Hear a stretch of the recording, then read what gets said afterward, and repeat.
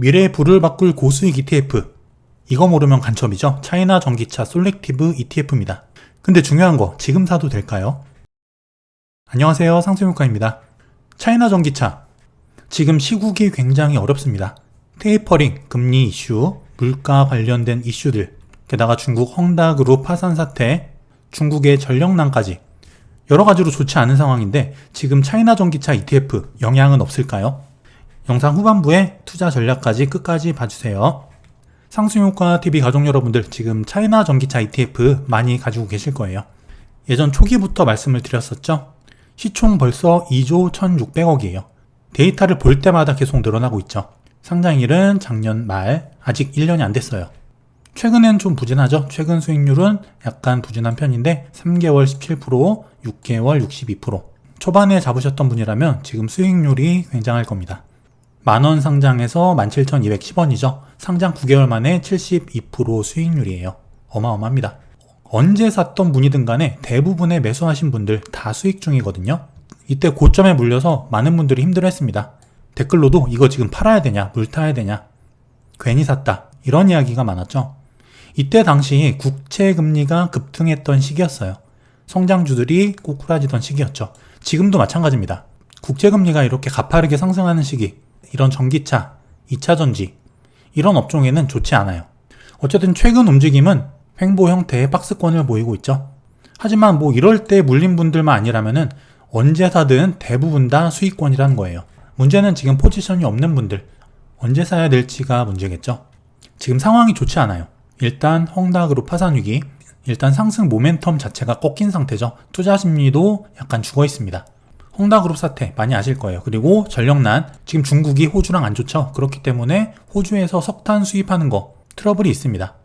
전기자동차, 전기로 가죠. 이 전력난 문제 때문에 단기적으로 좋은 상황은 아니에요. 먼저 이 헝다 사태, 일단 중국 정부 도와주지 않을 거라는 전망이 우세하죠. 하나 도와주기 시작하면은 얘도 도와주고 얘도 도와주고 다 도와줘야 된단 말이죠.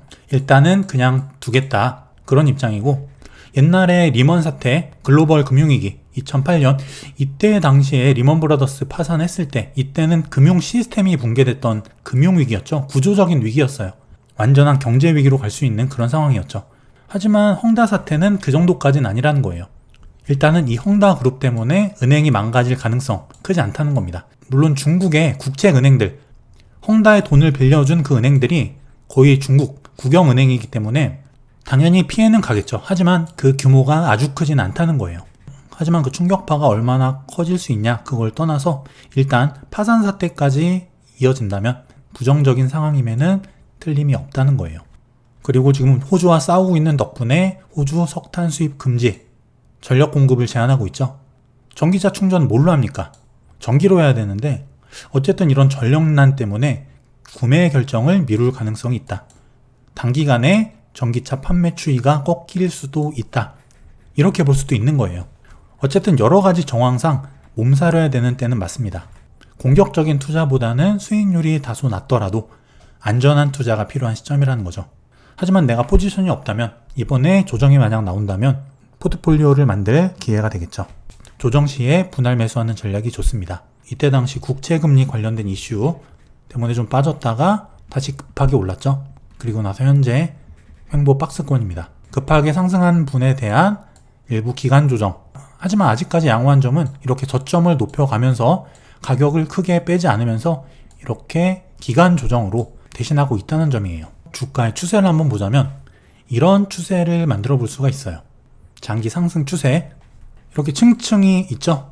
지금은 가장 상단에 있는 상단 채널에서 주가가 움직이고 있습니다.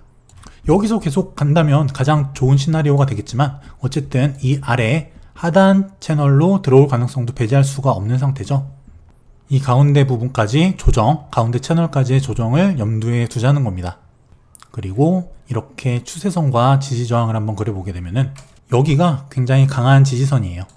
이렇게 아까 채널에서, 상단 채널에서 하방으로 이탈을 하더라도 이쪽 부분은 분할해서 매수할 수 있는 좋은 구간이 된다는 거죠.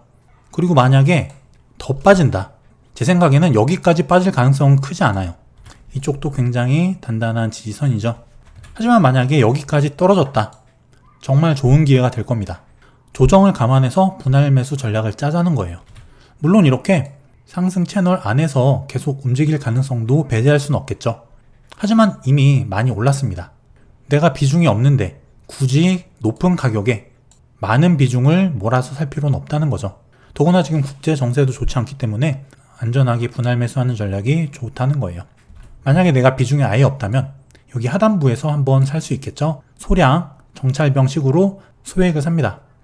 그리고 하락했을 때 여기서 분할 매수, 그리고 만약에 여기까지도 떨어진다. 여기선 조금 많은 비중을 사도 되겠죠. 이렇게 내 상황에 따라서 분할 매수 전략을 정하시는 거예요. 그리고 어쨌든 지금 전기차 시장의 성장성 여전히 현재 진행형입니다. 테슬라 통해서 중국 시장 투자를 확대하겠다. 테슬라가 아직까지 중국 시장 점유율 1위죠. 중국 당국에서 진행하는 규제를 피하기 위해서 중국과 중국 시장과 협력을 할 가능성도 높아지고 있어요. 그리고 전기차 시장의 선두주자 유럽, 이 유럽과의 격차도 10년 내에 줄인다는 목표를 가지고 있습니다. 또 유럽 시장에 수출도 하고 있죠. 전기차 시장에서만큼은 메이드 인 차이나 이런 고정관념을 버려야 된다는 거예요. 그리고 배터리 업체 CATL 여전히 독주하고 있습니다. LG 에너지 솔루션, LG화학과 격차를 더 벌리고 있어요. 그럼 중국 기업들 지금 현재 상황이 어떨까? 먼저 CATL 단기적으로는 이렇게 주가가 확산 형태로 움직이고 있는데 단기적으로는 하락 채널에 들어가 있어요. 여기서 이렇게 지지가 되고 이 바깥쪽으로 올라타서 갈 가능성도 있죠. 하지만 여기가 깨지고 하락 채널로 움직이다가 여기 바닥에서 반등할 가능성도 있습니다. 어쨌든 이렇게 하방에 룸이 열려 있다는 거예요. 차이나 전기차 ETF와 비슷하죠. CATL, 차이나 전기차 ETF의 비중이 높은 종목이기 때문에 이 움직임도 감안을 해야 돼요. 그리고 재무현황, 이게 EPS거든요. 어닝 퍼 쉐어, 주주당 이익의 규모를 나타내는 건데 이 EPS 계속 증가하고 있어요. 이익이 점점 늘어나고 있다는 거죠. 그리고 아래에 재무제표, 검은색이 매출액 계속 늘죠. 이번 반기 실적까지 계속 좋아지고 있어요. 그리고 영업이익, 당기순이익 계속 늘고 있죠. 전기차 시장의 성장을 바로 보여주고 있습니다. 그리고 BYD 상승 삼각형 수렴 중이죠. 마찬가지로 여기 지지를 이번에 벗어났어요. 깼기 때문에 일단 하방에 룸이 좀 열려있는 상태죠. 중국 전기차 관련 기업들의 주가 흐름 거의 비슷합니다. 재무제표는 어떨까? EPS 증가 중이죠. 그리고 재무제표, 매출, 영업이익 계속 늘어가고 있어요. 중국의 선두업체답게 점차 재무현황도 좋아지고 있습니다. 그리고 강서 강봉기업, 이것도 차이나 전기차 ETF에 비중이 좀 들어있는 기업이에요. 이렇게 상승 채널 안에서 움직이고 있고 여기가 강한 지지선이에요. 만약에 여기서 반등을 한다면 위로 갈 가능성이 높겠죠. 이게 전기차 배터리 원료가 되는 리튬 업체거든요. EPS 계속 늡니다. 매출, 영업이익, 당기순이익 어마어마한 규모로 계속 늘어나고 있죠. 불과 1, 2년 만에 엄청난 성장을 하고 있어요. 이 강서 강봉기업, 이거는 그 리튬 ETF 있죠. 거기도 지금 들어가 있는 기업입니다. 그리고 니오 삼각 수렴 중인데 일단은 위쪽으로 룸이 좀 남아있는 상태예요. 니오 같은 경우는 EPS는 약간 변동이 있습니다. 하락했다가 이번 반기 다소 올라왔죠.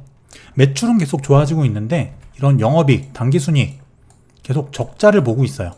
최근에 당기순이익 규모는 굉장히 큰 마이너스에서 손실폭을 줄이긴 했지만 어쨌든 중국 전기차 시장이 지금 굉장히 많은 업체들이 난립을 해 있거든요. 경쟁이 굉장히 심합니다. 메인 업체가 아니면은 일단 시장 점유율을 높이기 위해서 매출은 증가할 수 있지만 내실이 다져지지 않은 업체들이 있을 수 있어요. 리오토는 어떨까? 장기적으로는 이런 모양인데 하단에 룸이 있죠. 이렇게 주가가 하락할 가능성이 위로 갈 가능성보다 크다는 거예요. 전기차의 대표주자 테슬라는 어떨까? 테슬라 주가 움직임 장기 추세 안에서 왔다 갔다 하고 있죠. 이 추세선 이 부분에서 분할해서 매수해 볼만 하다는 거예요. 혹은 요 아래에서 추세선 부근이나 추세선 아래에서 사면은 나쁘지 않습니다. 테슬라 재무현황 EPS 계속 증가하죠. 그리고 테슬라도 마찬가지로 시장 규모는 계속 증가하고 있어요. 그리고 영업이익과 당기순이익 분기별로 계속 증가하고 있는 추세죠. 특히 이번 반기 영업이익 많이 올라왔습니다. 영업이익률도 이렇게 지금 계속 올라가는 중이죠. 영업 효율성도 좋아지고 있다는 거예요.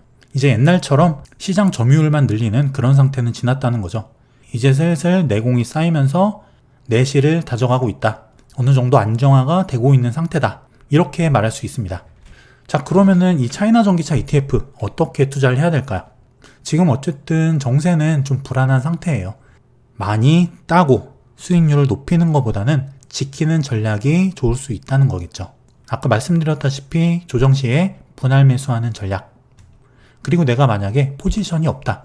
하나도 투자를 못했다. 그러면은 일단 현재가로 조금만 사세요. 한 주라도 좋습니다. 소량을 매수하는 거예요. 일단 그렇게 배를 정박을 시켜놓고 그 다음 주가 흐름에 따라서 내 투자 전략을 정하면 되는 거예요. 그리고 이 전기차 산업, 현재 진행형이죠. 장기간 적립식으로 모아가면 됩니다. 한 시점에 몰빵하면은 어쨌든 이게 변동성이 큰 산업이거든요. 장기로 분명 성장은 하지만 한 시점에 몰빵하는 것보다는 비중 조절을 하면서 조정 시에 매수하는 안정적인 전략이 필요하다는 거예요. 장기적인 관점으로 말이죠. 이 변동성을 쉽게 보시면 안 됩니다. 그리고 전기차 관련 정책 변화에 집중을 하자. 이 전력난, 예상치 못한 복병이죠. 하지만 전기차 산업에 어쨌든 분명히 영향은 갈 수 있는 부분이에요.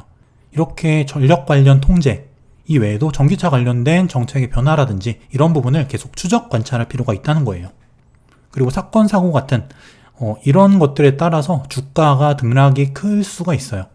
LG화학 주가, 그 리콜 사태 때문에 크게 한번 빠졌던 것처럼 물론 ETF 같은 경우는 개별 기업 리스크를 좀 줄여줄 수가 있어요. 그런 장점이 있습니다. 하지만 이런 사건, 사고, 정책 관련 변화들 여기에 계속 귀를 기울여야 돼요. 이게 본질적으로 근본적으로 리스크를 갖다 줄 수 있는 그런 정책의 변화인지 아니면 단순 조정, 내가 추가로 매수할 수 있는 기회가 될 수 있는 정책의 변화인지 이거를 잘 캐치하라는 거예요. 그리고 중국 경기와 연동된 경제 리스크, 헝다 사태, 이번 파산 사태도 마찬가지예요. 그리고 어쨌든 중국 전기차 산업 아무리 성장성이 좋고 좋더라도 중요한 거는 중국 경기가 망가지면은 전기차 주가 같이 흔들릴 수 있다는 거예요. 중국 경제에도 관심을 가져야 된다는 겁니다. 지금 주식시장이 많이 어렵습니다. 많은 분들이 지금 손실을 보고 계신 분이 많을 텐데 너무 걱정하지 마시고 주식시장은 계속 등락을 해요. 내릴 때가 있으면 올라갈 때가 있습니다. 예전에 우리가 힘들어했던 그런 위기들 지금 생각하면은 다 지나갔죠. 그리고 결국에 증시는 다시 올랐습니다. 마찬가지예요. 그 시점에 왔던 그 위기들 우리가 어떻게 대응하고 대처하느냐 거기에 따라서 미래 수익률이 결정되는 거예요. 그렇기 때문에 항상 리스크 관리, 현금 비중 이런 것들 잘 챙기시고 성공 투자하시는 여러분들 되시길 바라겠습니다. 저는 다음 시간에 더 좋은 콘텐츠 가지고 또 찾아올게요. 감사합니다.